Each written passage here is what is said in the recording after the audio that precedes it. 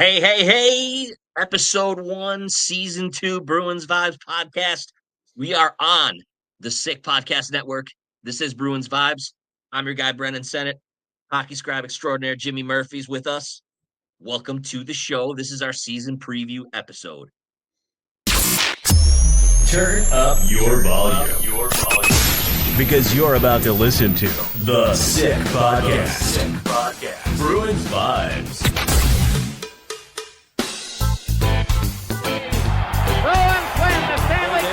Going into the corner, but there goes a pane of glass on a gigantic. Are you kidding me? That is the sickest Boston Bruins podcast. Sends it in, and it's Pasternak scores. Series winner for David Pasternak and the Bruins. It's gonna be sick. Hey, here we are. Season 2, a new home for the Bruins Vibe podcast. We are on the Sick Podcast Network. I'm your guy, quarterback in the ship, Brendan Sennott. With me always is my good pal, the always ornery, the always on point hockey scribe extraordinaire, Jimmy Murphy. What's up, Jimmy? What's up, brother? How you doing today? What's going on, man? Happy Monday. Is your head okay? You're like I'm channeling my inner Luke Skywalker a little bit. Oh, you're an alien. Yeah. You're coming in like it's Star Trek. You're coming in a capsule here. You're beaming. I'm gonna beam you up. Beaming in. Yeah, Mr. Scotty, beam me in. I'm trying to get that worked out. As we told you, we got to work on the lighting at Casa de Senate here a little bit, but that's actually a little bit better. Oh, that's good. Yeah, now I can actually see your beautiful face. There we go, my man. Wow, beautiful. Checks in the mail. I have a face made for radio. That's what everyone told me. That's why I did this. What's going on? Well, as we record this, it's a Monday. Yep. NHL rosters have been set. No, they have not. Not quite yet. Nope, they will be submitted. We are recording this at 12:11 p.m. This is what I'm telling you, my friend. I'm going to tell listeners. Facts matter. Okay? Because if you went and reported that when they weren't set, people are going to come at you and say, why'd you report they were set? It's 12:11 p.m. Eastern right now. So waivers from yesterday just went through. Within the next hour to 2 hours, news will trickle in. I'm trying to hopefully maybe I could break this news while we're recording this. Won't really matter because it will be seen tomorrow. But we will find out if the Bruins that were put through waivers for purpose of assignment to Providence cleared and will go to Providence. One of those, of course, being goalie Michael DiPietro, who many teams have been keeping a tab on. A lot of people feel he won't clear, but we shall see. The rosters as a whole must be submitted by 5 p.m. Eastern on Monday, October 6th. So the roster is not set yet, Brendan, but it is, for all intents and purposes, has a framework, I would say. All right. So that will bring us to our first topic on this debut show of season 2 on Sick Podcast Network. The moves the Bruins made. So they waived Michael DiPietro, Alex Steeves, Matej Blumel, and Jonathan Aspero for the purposes of assignment to Providence, which, as you just explained, they have to clear waivers. And I'm sure you all remember we did our transaction show was our last of the season. And the hype machine on Blumel especially was off the charts. And with the media, with the fans, and now he's waived. So the question I'm going to pose to you, Jim, is do the Boston Bruins, well, we know they have a myriad of problems, but is one of their issues they overvalue their prospects? Did they overrate this guy? Have they overrated Michael DiPietro? And now they're kind of in this roster pickle. Okay, so you're talking about Blumel or DiPietro? Let's start with Blumel. Okay.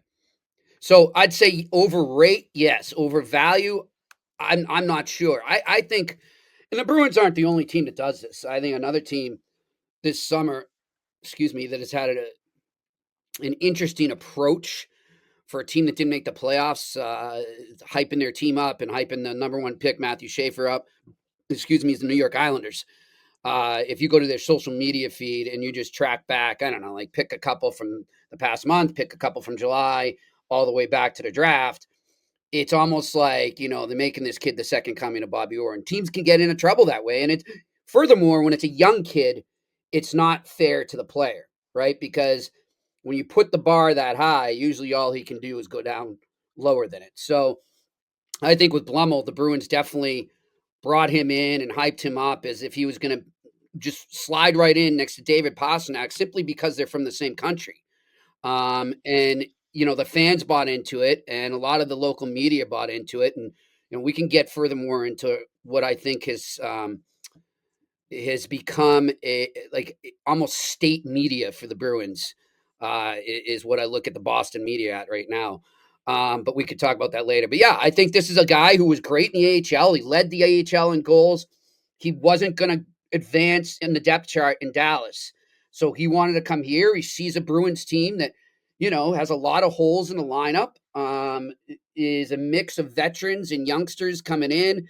It's a large mix of bottom six forwards.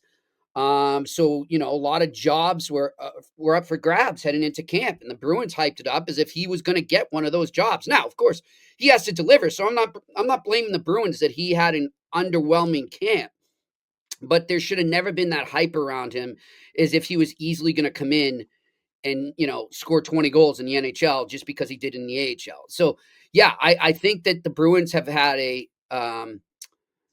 but I shouldn't say just the Bruins. This is more the fans and the media, because I think they're so longing for a young player to come in and be a superstar, and don't want to admit or in denial of the fact that they're probably right now in these in between years of being a dynasty or whatever you want to call it, a team that was competing for the cup every year, and now you're in between, and it's going to be a while before you get back to that, to consistently competing for the cup. So I think both the team, the media that covers it, and the fan base are having a difficult time accepting that and accepting reality.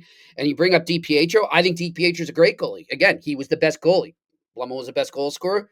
DiPietro was the best goalie in the AHL. That doesn't always translate. Now, my opinion is I think he could come in and be a better backup goalie eventually than Yunus Korpisalo. I really do. But the Bruins are stuck with that contract, so that's why they had to waive DiPietro.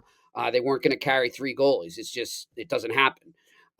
So that's where we're at. And like I said, as we speak, the papers are being filed, and we'll find out by the time people see this tomorrow, they will know whether Michael DiPietro is still part of the Boston Bruins organization. And in a way, Jimmy, the goaltending situation with this team, with this organization, it's kind of been a hot mess with how they've played it since they traded Omar, right? Like the decision and the process, and we've talked about this before on the air, off the air. You had leverage with Swayman. You gave that away. You took on Korpisalo's contract. You waited too long. You drew the line in the sand with Swayman. Then you kept DiPietro. You let Bussy walk. The goaltending situation has been very chaotic since, let's call it, the last two seasons, correct? Yeah. Well, Well, we've had one full season since they traded Elmark. So yeah, we're going into the second season. I think it's just anyone can call a spade, and Don Sweeney probably won't publicly admit it, but I'm sure he regrets it behind the scenes. Once he traded Elmark, he lost all leverage in the Swayman negotiations, and he then went out and made a deal for a goalie who, from every NHL executive to scout that I've spoken about, did not deserve the contract he got from the Ottawa Senators. He's just not worth that money. He's a solid backup, but he's not a 1B. And he's going to have to be now because, I think the Bruins have admitted it. And with an Olympic schedule this year, with way more back-to-backs, they're going to need their second goalie to play more games than maybe they would in a normal season. So they are where they are. But yeah, they just, you can't go back and change that. What you can do is change the present right now.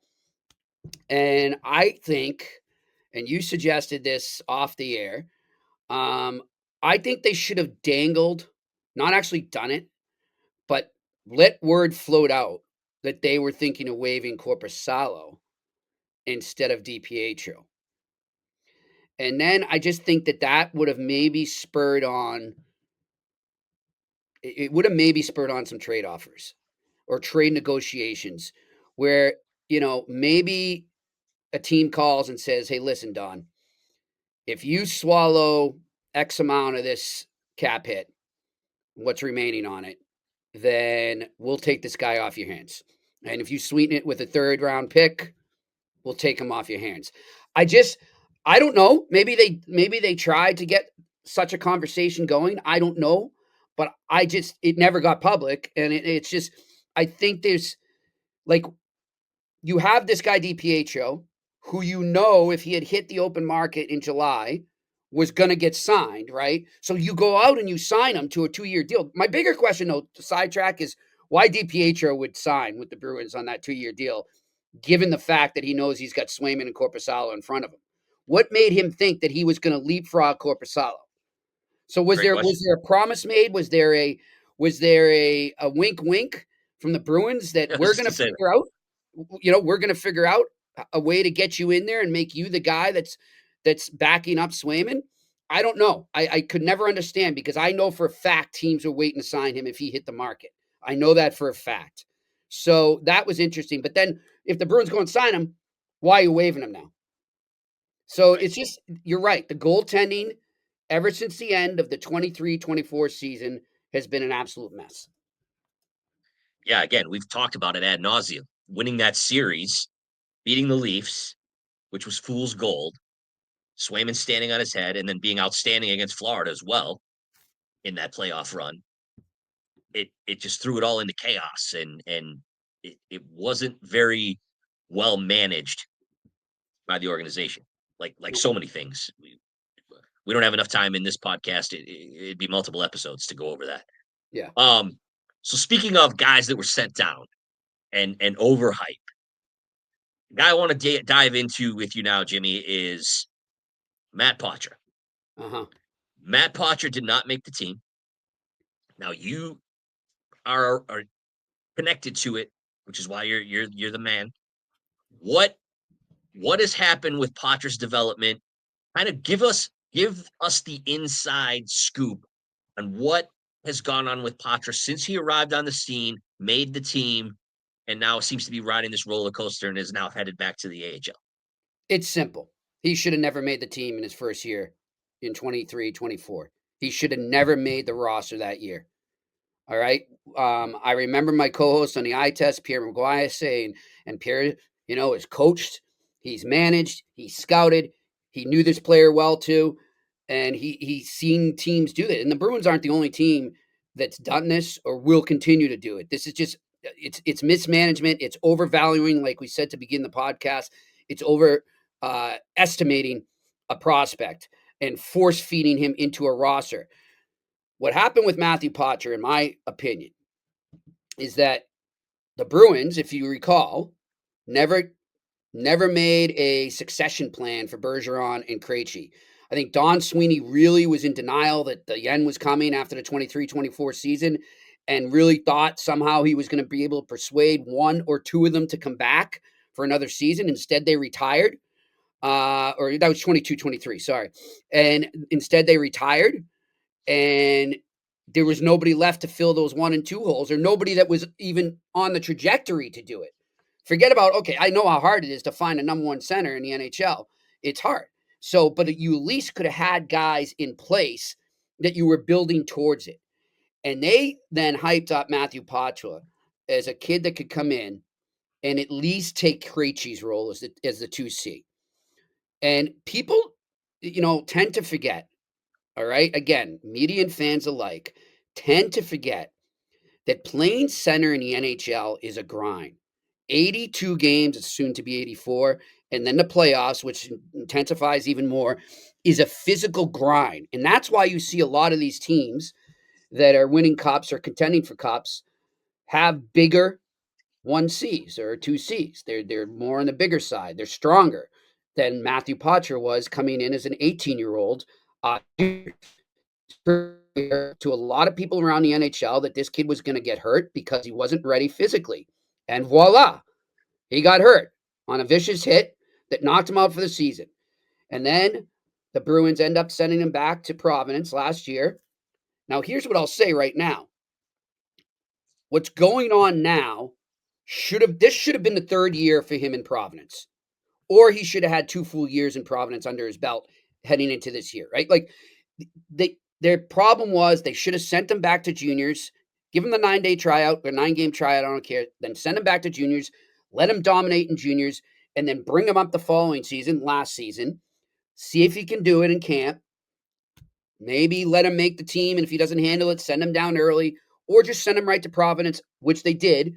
And you notice that Matthew Potter's game improved drastically after a year in Providence. He matured. He's a point per game player, wasn't he? He got bigger. Yep. He got bigger. And also, what I think has revealed itself from his time there and then some of his time up here in the NHL is he's probably better suited on the wing. And if the Bruins can come to grips with that and try to fill their center vacancies with other players, then Matthew Poitras is going to be a good player. I have no problem with him going to Providence right now. I don't think it's a bad thing. People underestimate the AHL. The AHL is the best developmental league in the world. I mean, they literally are. It's a hard league to play. There's men in that league. You're playing against men.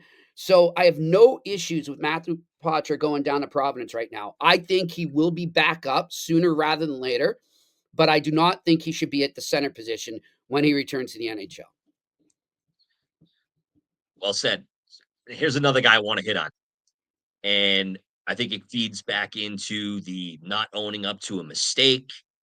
And then, in my opinion, he's clogging up a roster spot. Why is John Beecher on the Boston Bruins still? That was an interesting one. I was surprised when they signed him to another deal. I think it's another case of, and look, the kid's a great kid. I really hope whether it's here in Boston or elsewhere, he finds his spot and carves a role on a regular basis in the NHL and is successful, because I think he's a hard worker. I don't think it's I don't think the failure of establishing the role people envision for him is a result of, not working hard. I just think this is another case where the Bruins pumped a first-round pick up that probably should have been a third-round pick, maybe even lower. And, the Bruins thought, again, this is a big guy. He's going to come in, and they just think that's it. That's all that has to be done is he just has to show up because he's some big guy. He can win faceoffs. He's going to come in. It takes a lot more to carve a regular role in the NHL. It's a hard job. You don't just walk into it. And I don't care if you're Connor McDavid, Gavin McKenna, Wayne Gretzky, Mario Lemieux, or anyone. Nobody just comes in and carves a role based on reputation. You come in and you earn it. And he's been unable to do that. And I was very surprised that they signed him. I think this is just another refusal to admit that they got another pick wrong. And it can't go on. This can't continue to go on, or these are the type of teams that we're going to be seeing on a yearly basis. And we've talked about it. It's got to be frustrating to the knowledgeable Bruins fan that this is the world that they live in, right? And we're going to get into this team and this the season here in a second. So let's deep dive a little bit. The Hagens pick, James Hagens, fell in their lap, but he needs some seasoning at BC. Where do you see James Hagens, and when do you see him being ready? I would imagine, given, I don't know how his season's going to go. I thought he was so in that opener the other night. He had an apple. He's got some work to do on his defensive side of the game. I don't think he's, in terms of it being a two-way center and what the Bruins need from one of their top 6 centers, I don't think he's there yet. So I think it's good that he's down in BC right now, developing more, and, hopefully he can get on a roll and dominate and build some confidence. And then you see him get called up in March or April, whenever the Boston College gets bounced from the NCAA tournament. what I would say is, again, pump the brakes. Don't overhype this kid when he comes up. Don't think that he's just going to jump in and be your savior in the middle. Let him develop at a natural rate and let him find his game and his role, and then start to give him the credit when it's earned. Just don't hand him over the keys to the kingdom yet. Like, just let him develop. And the other thing too, much like Patra, he's on the smaller side, man. Like, he's going to have to bulk up. He really is. He's going to have to put on more weight. I know he put on some weight in the off season this past summer, but he's going to have to toughen up, and he's going to have to learn how to battle through the grind of a season. So I think in terms of his development and him making the impact they envision, we're probably 2 to 3 years away. Is it a failure if he has to return for his junior year at BC? No. This is what I'm going back to, like with Potter. Why do so many people look at it like, oh, he's going down in AHL, so he failed? That's an insult to the player, or that's an insult. He's going to call back to college. That's an insult to. It's not an insult to the player. It's the team doing the right thing, saying we don't think he's ready. Should they just throw him in there just because of all the hype around him and throw him in the lineup, even if they don't think he's ready, like they did with Patra? I mean, maybe they've learned their lesson. So if he's not ready after this year, no, it's not a failure. But maybe what you do, if you think he's not ready after this year and you're worried about the way, now I don't think this is going to be the case, because I know the coaching staff well at Boston College, and they develop players. I mean, look at how many pros they've developed and how many superstars they've developed. So I don't think that's necessarily, I want to be careful when I say if he doesn't develop, because this is what I'm going to do. And this is no knock when I say this on the Boston College staff. If he doesn't develop, maybe the Bruins want to get him into their, what's the word, purview, so to speak, System, yeah. under their umbrella. And you bring him up, you let him play some games on a PTO in Providence, and then you sign him, and then you let him, if he doesn't have a good camp, you bring him a camp, give him a shot. But if he doesn't have a camp, you let him go to Providence. And again, a year from now, if that's what happens, people are going to be saying, oh, it's a failure. It's another missed pick. Why are they sending him to Providence? Blah, blah, blah. People, these guys need to develop. It doesn't just happen like this. It's rare that it's going to happen like that. So just pump the brakes on these prospects. Now, the one difference with Higgins, though, because he's a college kid, he'll have some input on what he does, right? Like with Patra, it's all in the Bruins' hands. But couldn't if Sweeney and the organization say to Higgins, you know what, go back for your junior year. What if he doesn't want to? Like, what does that then force them to sign him, or like if he wants to leave school and then they have to put him into the minors, things like that? Well, no. So I don't have to when they sign so he's drafted. How many years is it? I forget the rule, but no, there comes a point, right? August 1st every year. I don't know what the timeline is for Higgins right now. I apologize for not knowing the exact time frame. But August 1st every year is when players have to decide whether they're going to commit to the team that drafted them or they become a free agent. Right? But I don't think Higgins is at that point this year. And furthermore, it's in his hands. He's not under contract. There's a difference. Potter is under contract to the Boston Bruins. Higgins is not under contract to anyone right now. He's just a prospect. He's just drafted by them. But they control his rights. They control his rights until a certain point. I believe it would be not this coming August 1st, but the August 1st after, that he would have to decide whether, I think it's 3 years. So he would have to decide whether he's going to go and become a free agent. Nice. Well said. All right. Well, let's get into the team as a whole. By the way, bro, you look sharp today. Look at you. Oh, thank you, my friend. Got the button down on, looking good. Thanks. Making me look bad. Checks in the mail. Got the scally, got the matching. Wow, man, what's got into you? That's Walmart. Living good. All right. Well, hey. Hey, speaking of, purpose for all of us, right? Speaking of Walmart, if you want to ever come and sponsor the Bruins Vibes, and for anyone else out there, by the way, you might notice right now, no sponsors underneath there. That is how Brendan and I make our money. That is how that is how we will get paid, and how this podcast will continue to survive. So reach out to us. Find me on Twitter if you're a company local company in the Boston, New England area that believe Bruins vibes at gmail.com. that believes that you could benefit from advertising and having your emblem right there to the left to the right of the Sick Podcast Bruins Vibes emblem, reach out to us. Another thing I want to say too, Brendan, that we should stress, and we should stress it over and over. This is our preview, but we are going to be on live after every Boston Bruins game this season, starting this Wednesday night against the Washington Capitals, and then the following night, season opener Wednesday, the home opener Thursday, and right on through for an hour after every game. You can come here and you'll see it's not there now because this was pre-recorded, but in the live versions on the right when you're watching on YouTube in the message board, you can ask us questions. We're working on it, not confirmed yet if we're going to be able to do live calls or texts.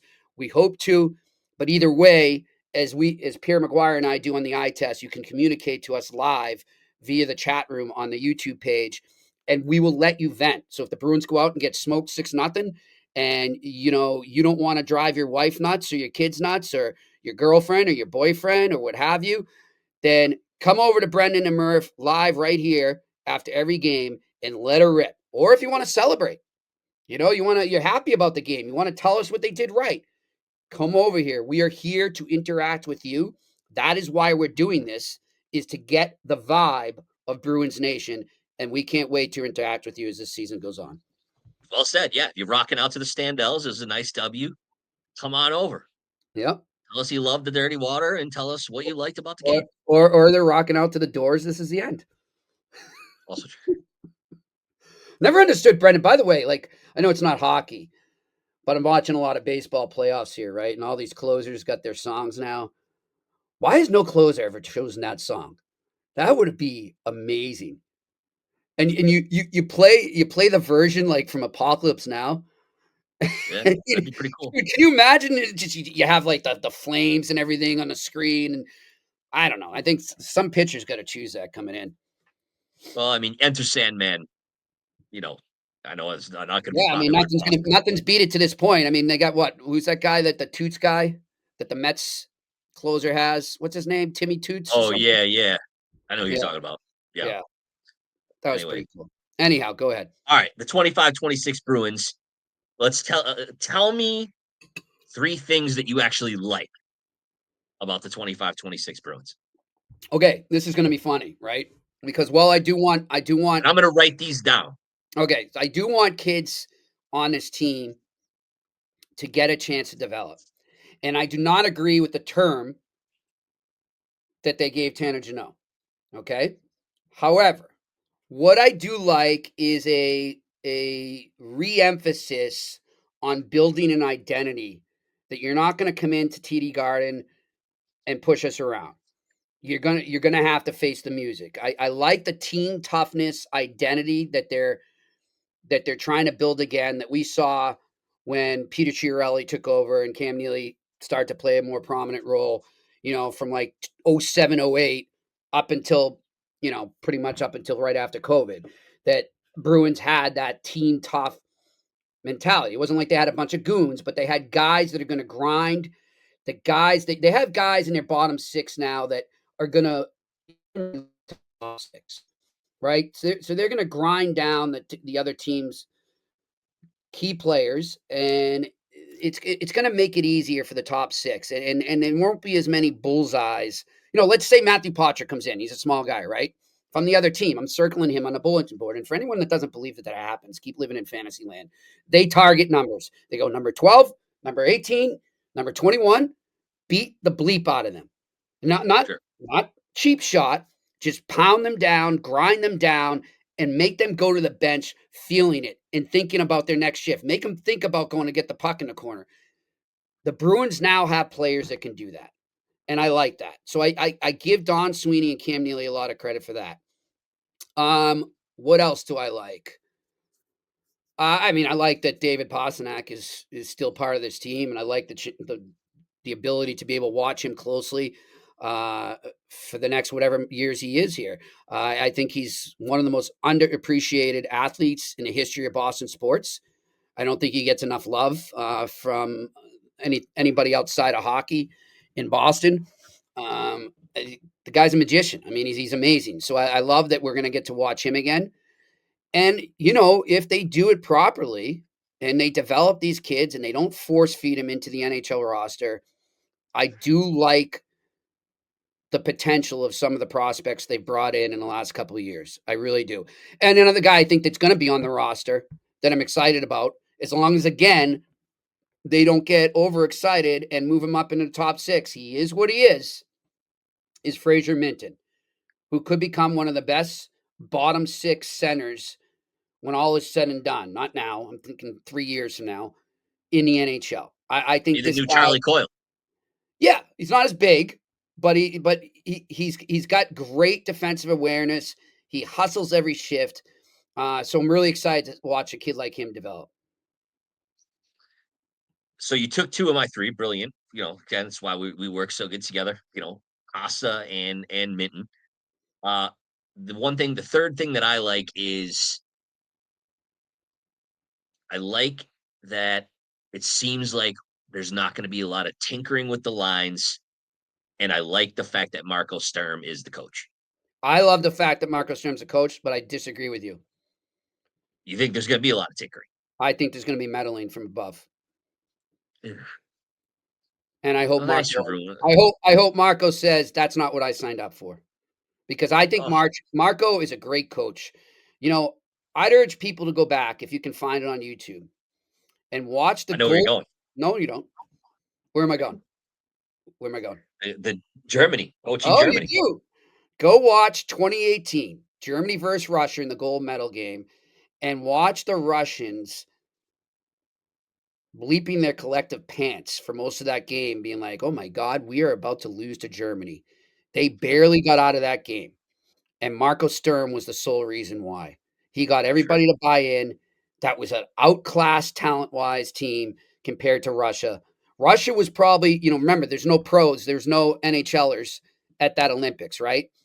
But it almost, because of that, it almost took us back to the Soviet days when the Russian Olympic team was full of pros, right? Because they're pros playing in Russia. And, we're able to dominate all the time. So, Russia was the closest thing to an NHL Olympic team you had at that Olympics. Marco Sturm took him down to the wire. And I think it was like a bad icing call at the end or something that ruined it for them. But go back and watch that, because that's what you're going to get. If the players buy in, if management lets him do his thing, it's not going to be the most exciting hockey. I think, it could be a la 2003 Devils, but it could be hockey that's going to steal some points. This could be a team that maybe winds up stealing a lot more 2-1 games than they lost last year. I mean, give me some credit. Which is not good if you want to get the prize in June. Right. Give me some credit, man, about knowing where you were going. I mean, oh, yeah, I am your faithful ward, Dick Grayson, to your Bruce Wayne. I mean, you always are schooling me on random topics. I don't know how to say bravo in German, but whatever it is, bravo to you, my friend. Thank you. All right. 3 things you don't like about the 25-26 Boston Bruins. That's great. It'd be hard to limit it down to 3. Again, I go right to the center position. They do not have a bona fide number 1 center, a real number 1 center. Elias Lindholm. And sure, do I think he's going to have a better year? Yeah, I do, because it's hard not to have a worse year, or to have a worse year. So I think that he does have a better year. But there's a reason, he was on 3 teams in 2 years. He's not a number 1 center. And I don't see one coming unless they make a trade for the next, or unless they wind up in the lottery and draft Gavin McKenna. I don't see that happening. So the center position worries me a lot. The other one, scoring in general. Where's it coming from? Other than Pasta, you could throw Geeky in there, I guess. I mean, other than that top line, where's your scoring coming from? Do you really think Arvidsson's going to be the difference? And, a lot of people saying maybe he can get 25 to 30 goals. With who feeding him? Who's feeding him? He didn't look great in the preseason either. He looked horrible. So the scoring. And then defense. This is still based on a preseason. Now it's preseason. I get it. And that's what it's for, is to make mistakes. But there are a lot of mistakes. It's turnover central. And right at the top of the line when it comes to turnovers is the new adopted, what's the word I want to look for? Team leader, Yeah, team leader, Nikita Zadorov. the mouthpiece. Yes, the guy that everyone wants to put the C on right now. Yeah. Okay. Watch his game. That's what I want everyone out there to do. Watch the game closely. Don't be fooled by his size. Don't be fooled by his amazing post-game scrums. He's a very affable guy. I like talking with him. I think he's a great person. But he is not a top 4, let alone sometimes the Bruins want to make him top 2, the defender in the NHL. He's just not. He's at best a third pairing. And he's reckless. It scares me that he's on the top PK unit. Yes. Well, I guess, you kind of can forgive him because you don't really have the puck a lot when you're on the PK. So you can't turn it over if you don't have the puck. Yeah, exactly. Right. But in terms of like half bleeped clearers, and it's just not good. He's got to focus out there. I don't know what you got to do to just make him realize he doesn't always have to get rid of it right when he gets it. You can look up ice. You can see. You can see what's in front of you. They and I'm not asking him to be Wayne Gretzky or any of the greats, or Sidney Crosby or Connor McDavid or any of those players who they always know where the puck. It's not that they have the puck and they're great with the puck. It's that they know where the puck's going to go. They know where it's going to be, and they get there. His job is to get it there for the forwards. When you're bringing it out of the zone, give that clean, that clean out or that clean entry. I mean, last year, the Bruins, I think we can all agree, probably had the worst PP entry in the NHL. That's because they're just going too quick. They're rushing things. Just think about it. Rim it off the boards if you have to. Don't throw it across to the middle of the ice so it goes back the other way and in your net. I don't know how, but they need to instill that in him because I do think that he has skill. I do think that if he starts to correct the turnovers, he can help a lot. Nobody's questioning his heart. Nobody's questioning his physicality, but he needs to have more focus and more patience out there. Well said as usual. Mine to tie in. I don't like the fact that they're still not well, and hey, we'll sidebar on this in a second.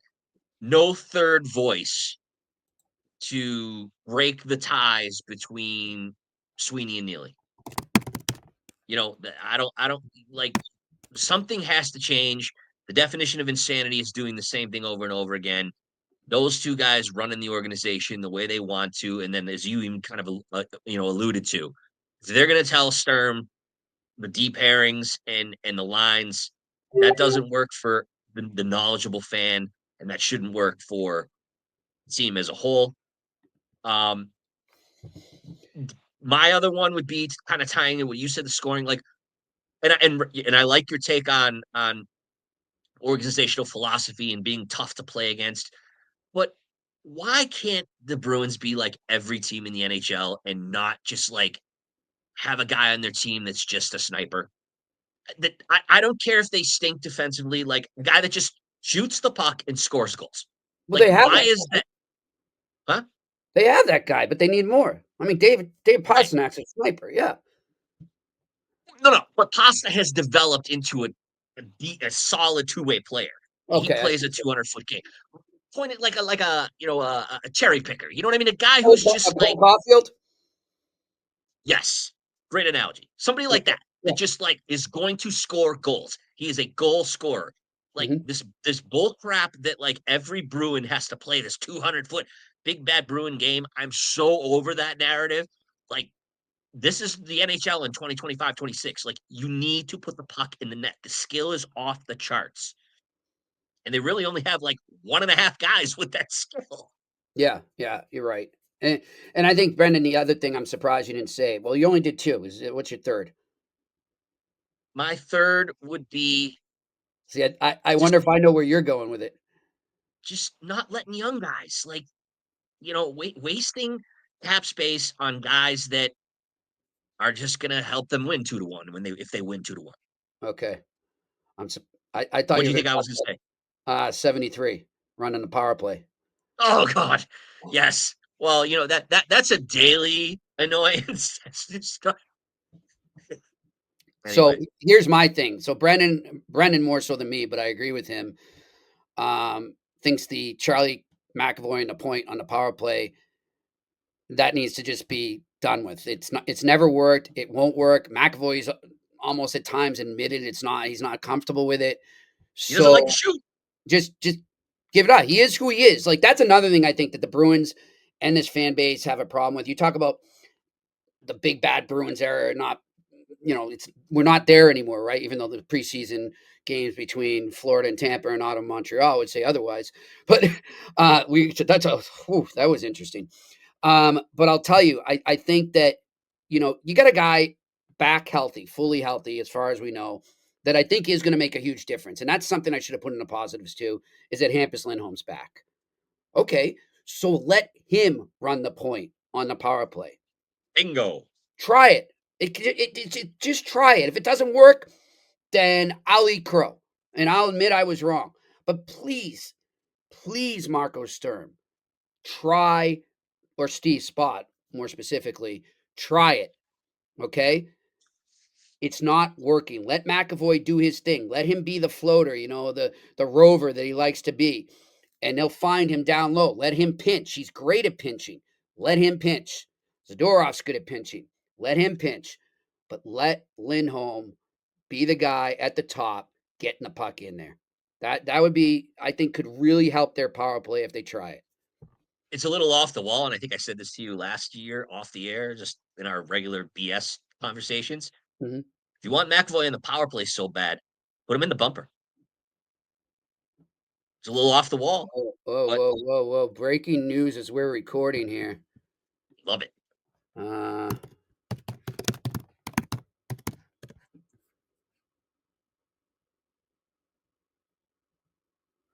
the Edmonton Oilers have signed forward Connor McDavid to a 2-year contract extension with an AAV of 12.5. That's it? Well, the 2 years. You called that, brother. You called it. You said he Wow. was signing in 2 years, and then he's going to a big market team after that 2 years. Wow. And he took a pay cut and a half. I mean, he should be making more than Kirill Kaprizov. Oh, he's going to at age 30 when he Yep. Wow. anything on DiPietro or Lummel. Let's see as we talk here. Yeah, I mean, I think it's going to be fine with Connor McDavid just signing. I don't think we're going to find much info on them right now. As to say, Unfortunately, yeah, everyone stop the presses, right? yeah, that's all you're There's going a to couple find. other random things I wanted to throw at you, but we're getting short on time, so let's just get right into the meat and the potatoes of it. One of my least favorite things, but we all have to do it. It's math. What will the 25-26 Boston Bruins record be? How many points are they going to have this season? Well, I have mine ready. okay, you tell me first, and I'll tell you in a second because I'm Yeah, you getting do your thing. I'm This is getting a why. This text is here great. on Why you should something. listen to the eye test. Why you should listen to Bruins Vibes. Why you should sponsor Bruins Vibes. Jimmy is connected to the hockey world. Anyway, the 25-26 Boston Bruins, and maybe this is a bit of wishful thinking on my part, because what's crazy is on paper they have a better roster than they did last year, but Yep. their record is going to be 29-39, and they're going to have 14 overtime shootout losses. They're going to lead the league in overtime shootout losses. So 72 points. They are going to be a lottery team. 72 points. They'll be competitive. They won't suck, but they're still going to be in the lottery. Okay. So here's a thing that Pierre Maguire uses as a measuring stick on if you're going to make the playoffs. Now, 4 teams contradicted this last year out of the 16 that made it. but I'm looking at the East standings right now. And so his thing is, in order to make the playoffs in this day and age, you're probably going to have to score 250 goals or maybe just under, right? So in the East last year, let's look at the Atlantic, all right? Toronto Maple Leafs had 268. Tampa Bay Lightning had 294. Florida Panthers had 252. The Senators had 243. The Canadiens had 245. The Capitals had 288. Hurricanes 266. Devils 242. So that's 3 under 250. Blue Jackets didn't make it. So there you go. Those are the 8 teams that made it, right? The Bruins weren't even in the neighborhood of 250. They were the lowest scoring team in the Eastern Conference, and at 222. And in the West, the Predators had 214, the Ducks had 221, and the Sharks had 210. So the Bruins were the 4th lowest scoring team in the NHL. So I look at it, Brendan, and say, what makes you think that they've gotten better scoring wise? And what makes you think that they can sniff 240, right? Are they going to go from 222 to 240? Because I think that's at least now you're probably not where you need to be to make the playoffs, right? But Right. are they going to be able to do that? I say no. I don't even think they get to 240. Okay. When you break it down that way, that's actually, and again, we look forward to having Pierre on this show, hopefully, as the Yeah, season goes he on. will be for sure. Hero of mine, love the guy, Yeah. love your show. He's a saint for putting up with you on a daily basis. I could go on and on. Yeah. Anyway, when you put it in numbers instead of just looking on paper at the roster, that's scary, and you're like you just hit me with a oh damn, Yeah. So because yeah, I mean, I think Pasta's going to score 50 this year again. Do right. you? Yep. I think Elias Lindholm will probably score 25-ish Yep. playing on that first line. Uh, What about Geeky? How many goals do you think Geeky's going to have this year? Regress I a little think bit? I think he regresses. Yeah. So, but Still here's in the the thing. 20s? Yeah. Yeah. Let's say Okay. 20, 23, 24. So So here's the there's other 100 goals-ish right. And then you got to from your figure out what first the line. rest is. So you Right. look at the standings though too, right? And look at the teams that made the playoffs. So I'm going to list the teams that didn't make the playoffs last year. All right. And you're going to tell me, can anyone out there tell us that the Bruins are the best of this bunch? Red Wings, Sabres, Yes. Rangers, No. Islanders, Penguins, No. Flyers. Yes. No. But they're not number 1, right? No. In that So, whole group? No. yeah. And so you got to remember now, for any of those teams to make the playoffs, one of the teams in the playoffs last year has to miss. Correct? Right? So Here's where you try to take my money. in the Ottawa's missing. Atlantic, are the Maple Leafs going to miss the playoffs? No. Are the Lightning going to miss the playoffs? No. Barring an serious injury. Are the Panthers going to miss the playoffs? Hell no.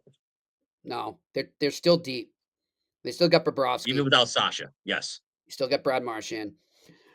Are the Senators going to miss the playoffs? Yes. Okay, I'll give you that. Are the Canadiens going to miss the playoffs? No. No. Okay, so we got one team out. So there's one spot. You know what?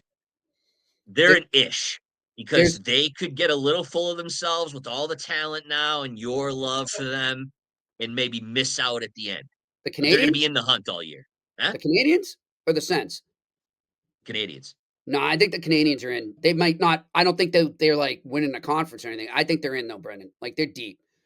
They're deep. All right, but so that's one team, right? Now we're going into Metro. Okay, so there are 3 teams that made it last year: the Capitals, the Hurricanes, and the Devils. Which one of those teams drops out? Capitals could. They're a weird roster, man. Okay, so then which team out of the Metro jumps in? The Blue Jackets, Rangers, Islanders, Penguins, or Flyers?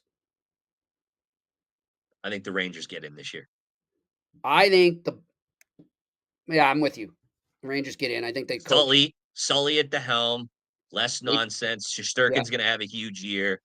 JT Miller, captain. I mean, they got a lot of the same problems that the Bruins do. Some bad We contracts. didn't say who drops out. Washington. You're saying Washington drops out. Okay. And Washington and Ottawa could drop out. But we agree. So if there's 2 spots open, the Bruins still aren't taking any of those. No.